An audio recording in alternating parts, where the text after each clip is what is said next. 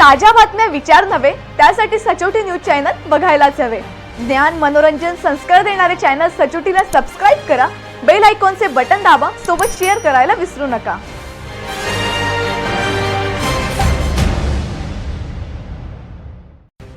अंमळनेर तालुक्यातील शिक्षण क्षेत्राला काळीमा फासणाऱ्या बनावट शालार्थ आयडी प्रकरणावर आमदार खडसे यांनी अधिवेशनात आक्रमक भूमिका घेतली। शालेय शिक्षण विभागाने अंमळनेर येथील गैरप्रकाराची कबुली दिली। शासनाने सांगितले की या गंभीर प्रकरणात चौकशीची चक्रे गतिमान झाली असून 100 संशयित व्यक्तींना चौकशीसाठी नोटिसा बजावल्या आहेत।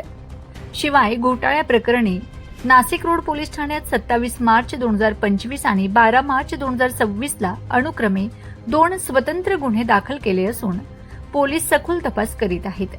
एनआयसी कडील संच मान्यता डेटा आता थेट ईपीआय द्वारे शाळानिहाय पोस्ट मॅपिंगशी जोडला आहे। यामुळे अतिरिक्त किंवा बोगस पदे भरता येणार नाहीत।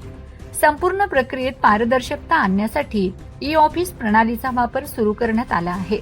12 जूनच्या नवीन शासन निर्णयानुसार शालार्थ प्रणालीची नावं समाविष्ट करण्यासाठी आता अत्यंत कडक आणि सुधारित कालमर्यादा निश्चित करण्यात आली आहे। या शालार्थ आयडी घोटाळ्यात बेकायदा काढलेले वेतन फरक व ही रक्कम कोट्यावधीच्या घरात असून ती केली जाणार आहे। तर या घोटाळ्यात गुंतलेल्या शरद शिंदे, डी पाटील, ॲडव्होकेट किरण पाटील यांच्यावर संघटित गुन्हेगारीची कारवाई केली जाणार आहे। तर या प्रकरणी संस्था चालक, शिक्षण अधिकारी, मुख्याध्यापक, शिक्षक यांना अटक होणार आहे। त्या दृष्टीने पोलिसांची कार्यवाही सुरू झाली आहे।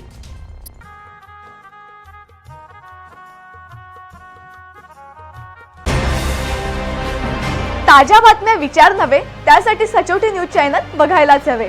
ज्ञान मनोरंजन संस्कार देणारे चॅनल सचोटीला सबस्क्राइब करा, बेल आयकॉनचे बटन दाबा, सोबत शेअर करायला विसरू नका।